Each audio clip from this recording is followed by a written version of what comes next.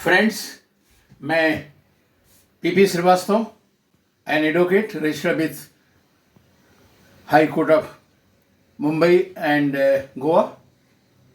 आज हम आपको बात करेंगे कुछ मेडिकल इनएक्टमेंट्स के बारे में। 4 लेक्चर ऑलरेडी मैं कर चुका हूँ, 4 और सामने स्लेटेड है।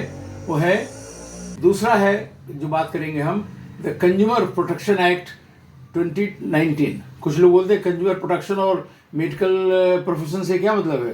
अरे बहुत सब कुछ मतलब है। अगर हमें प्रोडक्ट डिलीवरी ठीक से नहीं हुआ तो कंज्यूमर प्रोटेक्शन में ही जाएंगे ना। उसके बाद में है transplantation of human organs act 1974 which was repealed by 2011। Friends, आदमी का जो ऑर्गन डोनेशन से लेकर के ट्रांसप्लांट करने तक जो रूल है, रेगुलेशन है स्टोरेज, ट्रांसपोर्टेशन, वो सब इसके अंदर दिया हुआ है। और चौथा लेक्चर हमारा रहेगा जो 8वां होगा अभी जाके के, ड्रग एंड कॉस्मेटिक्स एक्ट 1940 और 2021। इस तरह से 1, 2, 3, 4 ये चारों एक्ट, चारों लेक्चर सामने से रिलेटेड है।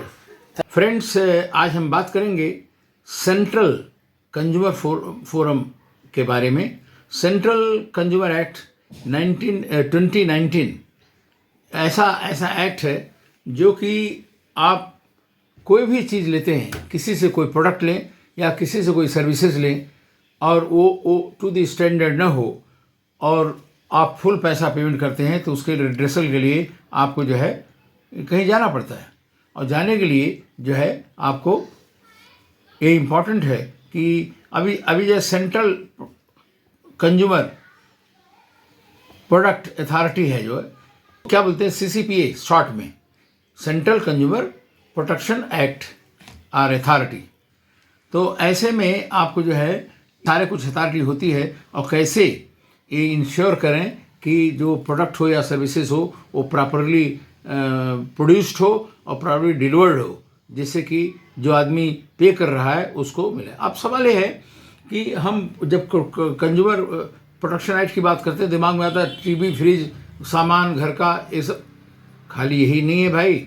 हम जब हॉस्पिटल में जाते हैं तो वहाँ सर्विसेज मिलते हैं, ड्रग मिलता है, कंसल्टेशन मिलता है, तो सर्विस और प्रोडक्ट दोनों मिलता है वहाँ पर। तो अगर वहाँ पर डिफिशिएंट है सर्विसेज तो कहाँ जाएंगे हम? तो फिर अब कंज्यूमर प्रोटेक्शन में एक्ट में आकर के इसमें कंप्लेंट कर सकते हैं। अब सवाल ये है कि क्या क्या एक्ट है। हम अपना ये कंज्यूमर प्रोटेक्शन के अंदर अभी ई-कॉमर्स बहुत सारा आ गया, हर जगह अमेजन से लेकर के, और दुनिया की इनेक्टमेंट है उसको भी कवर किया है, और डायरेक्ट सेलिंग को भी कवर किया है, कि नहीं तो ये लोग छूट जाते थे पहले। तो ये बड़ा इम्पोर्टेंट एडिशन आ गया है। और प्रोडक्ट लाइबिलिटी के लिए इनके लिए है, और प्रोडक्ट लाइबिलिटी जिसका प्रोडक्ट है, जो प्रोड्यूस किया है, जो पैसा ले रहा है, उसकी जिम्मेदारी होगी कि सर्विसेज जो है प्रॉपर दे। अब सवाल ये है कि कहाँ जो है कंज्यूमर प्रोटेक्शन मदद करता है।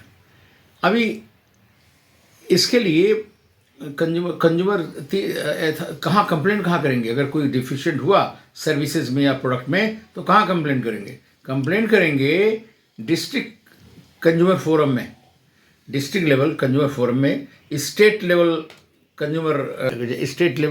अब डिस्ट्रिक्ट लेवल पर कोई भी 20 लाख तक का क्लेम है तो डिस्ट्रिक्ट लेवल पर जाएगा, और 20 लाख से 1 करोड़ का क्लेम है तो स्टेट लेवल पर जाएगा, 1 करोड़ से ज़्यादा हो तो सेंट्रल कंज्यूमर फोरम में जाएगा। ये है इनका स्टेजेस बनाया है गवर्नमेंट ने, जिससे कि जहाँ पर रिकवरी हो जाए, जहाँ पर सुनवाई हो, और जहाँ पर ज़्यादा से ज़्यादा और जल्दी से जल्दी डिसीजन हो पाए।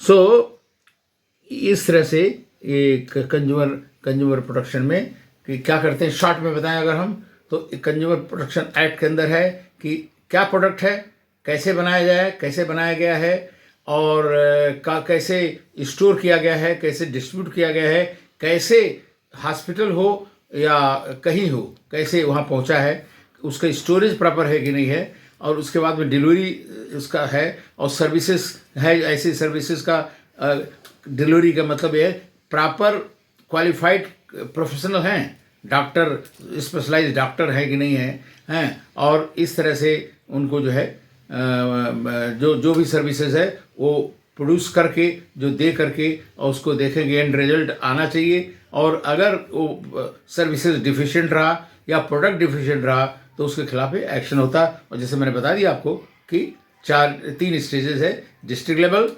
स्टेट लेवल और central level. Thank you very much for watching.